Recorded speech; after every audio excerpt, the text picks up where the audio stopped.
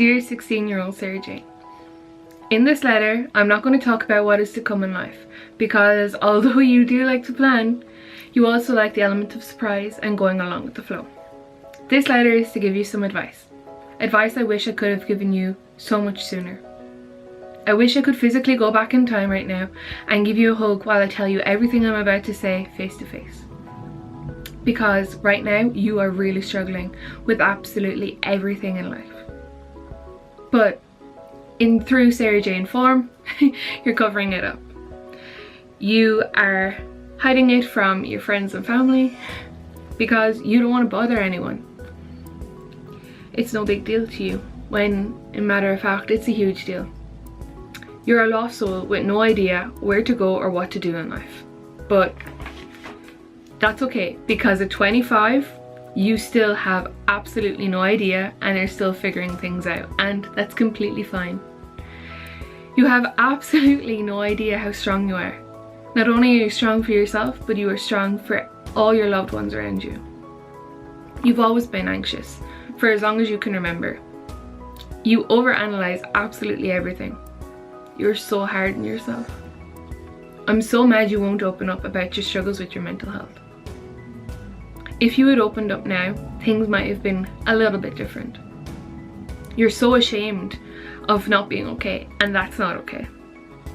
When you finally open up about your struggles, that burden you've been carrying around for such a long time lifts a little. You've been wearing this mask that covered up your pain and your suffering. You didn't want anyone to know because you didn't want to burden anyone. And when you tell everyone that you love, you've hurt them a little because you didn't trust them. You eventually come to terms with the demon, that darkness in your mind. Now, I'm not saying it goes away, but you find ways to cope with it. You won't be afraid to say you're not okay as much. You may think life is challenging and difficult now, and that you've been dealt some pretty difficult shit already. Well, Sarah Jane, you better prepare yourself for some worse shit that's about to come over the next 10 years. It's going to get a lot worse, but that's life. You are going to meet some pretty damn epic people, and you're going to meet some pretty shit people along the way too. Those terrible people will make you appreciate those incredible people even more. Some people are only in your life to take advantage of you. I wish there was some way of you learning this in a less painful way, but these life lessons are the one that make you who you are today. The friends you make at 19 and 20 are the friends that are so worth losing all those other friends. They're the best people you will ever meet.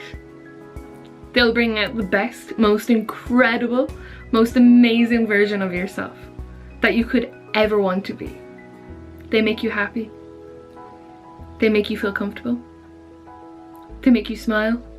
But most importantly, they're there for you when you need them the most, without you even needing to say anything. Cherish them. You will, no doubt, in true Sarah Jane form, question why these people will want to be friends with you. But these guys see how great you are and how much sunshine you bring into their lives. And you will slowly begin to see that yourself one day. Your various fangirl friends also become some of the most vital people in your life. Now, who would have thought a couple of your favourite artists will bring some of your favourite people into your life? You're going to do and see things that you never imagined you would do, and that should excite you and give you some hope. Please, please, please keep being the ambitious and goal-driven girl that you are, because that's a trait that many people around you admire. Never doubt your worth. You'll make mistakes. Everyone does. But do not be so hard on yourself about these mistakes. They will make you learn so much about who you are. There is no right or wrong way to live life. There is no book you can read to tell you what you should and shouldn't do. You've got to experience all the highs and the lows, and eventually you'll know what to do. If it's meant to be, it will happen. Remember that. You one day realize that all the fuck ups and the roller coaster, it was all worth it. This is your story. This is your life. You get to decide what happens. You get to decide who is worth your time. You don't need anyone's approval, especially not from boys. Don't waste your time trying to impress people who can't see you for you. You'll probably roll your eyes now, but it's their loss for not seeing you for you. Don't let them think you need to change. Girl, you were never born to fit in, so why try? No group of people is worth losing yourself for. To say, I hung out with the cool kids. Social status isn't an important value for you, and you need to be reminded of that right now. Although you struggle with knowing who you are and who you want to be, deep down you know exactly who you are and who you want to be. And no one else should ever dictate that. Ultimately, you do what makes you happy. No one should be in charge of what your decisions should be. Only you. Please, please remember that. You're really struggling with your image and body image right now. You're obsessing over the number on the weighing scales, the number on the dress sizes, and the calories on your food. You're starving yourself so you can feel pretty. All because all your life you've heard, you're fat, you're ugly, no one thinks you're attractive. Throughout your childhood and teenage years, these were words that were constantly repeated to you. You are not fat. You are not ugly. Because of this, you develop an eating disorder. This eating disorder is not one that's very well known or understood. This eating disorder becomes a part of your life and continues to be a part of your life. And although present me is not mad at you, I'm just sad that you thought this was the most important thing right now. To be skinny means to be attractive and accepted. Body dysmorphia is something you can't switch off, but you eventually know how to handle it and begin to enjoy food and your body once again. Boys, as I mentioned earlier, you so desperately seek approval and acceptance from guys when you don't need it at all. It may seem crap that everyone in your circle has boyfriends and is hooking up with guys all the time, and I get it. It's not nice being the one left out. You feel unworthy, you feel ugly, and you just feel shit. But honey, these guys you're so desperately wishing that they would pay you attention or like you back are not worth it. I know you don't feel pretty or attractive. I know you think you're fat. I know you think that if your acne goes away, that if you're a size 6, that boys will instantly fall at your feet. But it doesn't work like that. You need to first love yourself. Please don't roll your eyes again. As soon as you begin to fall in love with yourself and your flaws, guys will look at you completely different. But having a guys appreciate you or finding you attractive is not the most important thing in life. You are a whole human being. You do not need another half to make you complete. If you could only see yourself 10 years from now, you would not believe that we are the same person. Especially when it comes to guys. Your friends now call you a man-eater. That's something that you can't get used to. You've guys stopping you on the street when you have no makeup on, asking for your number. You have a trail of men flocking after you the minute you step foot into Dicey's. You'll soon learn that that pale skin of yours becomes one of your sexiest assets. And currently, right now at 16, that's another thing that you hate. You're breaking hearts, not having your heart broken. Now that's something you weren't expecting. You don't want to be hurt by guys, so you've built up these walls so insanely tall and hard right now, which is actually quite a benefit to you later on in life, as you don't suffer from any broken hearts. But it's okay to let someone in once in a while. You are so passionate about everything and anything, and although that is so great, it is also the thing that can mess you up from time to time. But again, that's what makes you you. It's such an incredible quality to have, so please don't ever lose it. Family has always been important and has meant so much to you, and it will still do over the next few years. However, your idea of family will change. And that's okay. Just because they're blood does not mean they're family.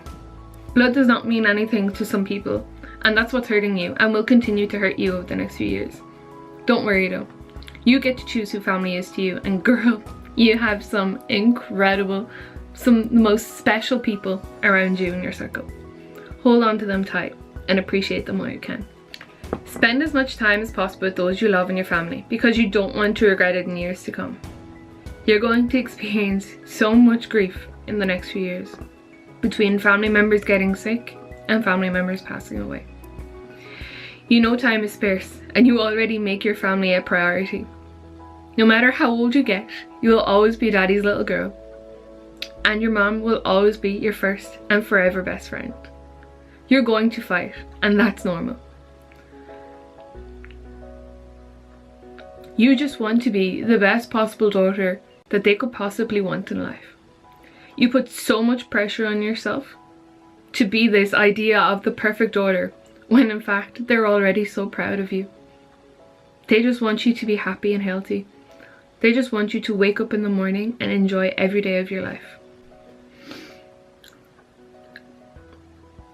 Grief is something you have never and will never handle very well. Your first painful experience with grief was when Granny Allen died. It was expected that you'd find this difficult.